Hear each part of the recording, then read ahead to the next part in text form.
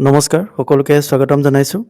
যোৱা 17 জানুৱাৰী তাৰিখে আমাৰ বিদ্যালয়ত অনুষ্ঠিত শিল্পী দিৱসত যি কাৰ্যসূচী অনুষ্ঠিত হৈছিলে সেই কাৰ্যসূচীৰ মাজতে ময়ো এটা কবিতা আবৃত্তি কৰিছিলোঁ আৰু প্ৰস্তুতি একেবাৰেই নাছিলে। কলেজৰ দিনত কবিতা আবৃত্তি কৰা সেইবাবে মনত আছিলে আৰু প্ৰস্তুতি তেনেকৈ কৰি যোৱা নাছিলোঁ, কাৰণ তেনেকুৱা এটা পৰিস্থিতি আহিব বুলি ভবা নাছিলোঁ। কিন্তু পৰিস্থিতিত পৰি কবিতা এটা আবৃত্তি কৰিবলগীয়া হ'ল আৰু সেয়েহে তাৰে এটা ভিডিঅ' কৰিছিলে মোৰ লগৰ এজনে। গতিকে আপোনালোকলৈ ভিডিঅ'টো প্ৰেৰণ কৰিছোঁ আৰু আপোনালোকে কমেণ্ট কৰি জনাবচোন কেনেকুৱা হৈছে, কি কথা। আৰু আপোনালোকৰ বিদ্যালয়তো শিল্পী দিৱস অনুষ্ঠিত হ'ল নিশ্চয়, আৰু সেই বিষয়েও আপোনালোকৰো যদি কিবা তেনেকুৱা পাৰফৰ্মেঞ্চৰ অভিজ্ঞতা হৈছে কমেণ্ট কৰিব পাৰে।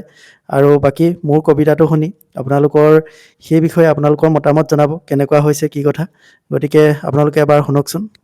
বিদ্যালয়ৰ অধ্যক্ষ মহোদয়কে প্ৰমুখ্য কৰি মোৰ সহকৰ্মী শিক্ষক শিক্ষয়িত্ৰীসকল আৰু মৰমৰ ছাত্ৰ ছাত্ৰীসকল, আজি শিল্পী দিৱসৰ এই পবিত্ৰ ক্ষণত মহান শিল্পীগৰাকীক সুঁৱৰি মই তেখেতৰ দ্বাৰা বিৰচিত এটি কবিতাৰ প্ৰথম কিছু অংশ আবৃত্তি কৰিবলৈ আগবাঢ়িছোঁ। কবিতাটিৰ শিৰোনাম কাঞ্চনজংঘাৰ বুৰঞ্জী। কবি ৰূপকোঁৱৰ জ্যোতিপ্ৰসাদ আগৰৱালা। মই কাঞ্চনজংঘা, তুষাৰ শুভ্ৰহীৰ ময়েই অভ্ৰভেদী বীৰ। মোৰ জটা জৰি জৰি নিজৰি নিজৰি বয়, নিগৰি নিগৰি অবিৰল কল কল। শৈলজা পয়োধৰা পীযুষ সলিলা সুৰধনী গংগা। প্ৰথমৰ প্ৰভাতৰ অৰুণৰ জ্যোতি অনন্নী জুৰি মোৰ আলোক নৃত্য কৰি বিয়পাই বিশ্বত ৰঞ্জন দ্ৰুতি। মোৰেই আশে পাশে গাই কিন্নৰী বালিকাই আলোক বোধন মহাগীত।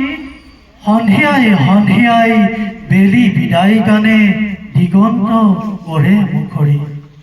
উদয় আৰু অস্তৰ বৰ্ণ বৈচিত্ৰৰ ছয়া ময়া কাচনেৰে কাছে প্ৰহেলিকাময়ী সমন আছে। কুটজ কুসুমৰ লগে লগে লাখে লাখে মৃদু মৃদু কম্পিত সমীৰণ চন্দা। শৈলৱালা দলে কস্তৰী গন্ধা। ধন্যবাদ।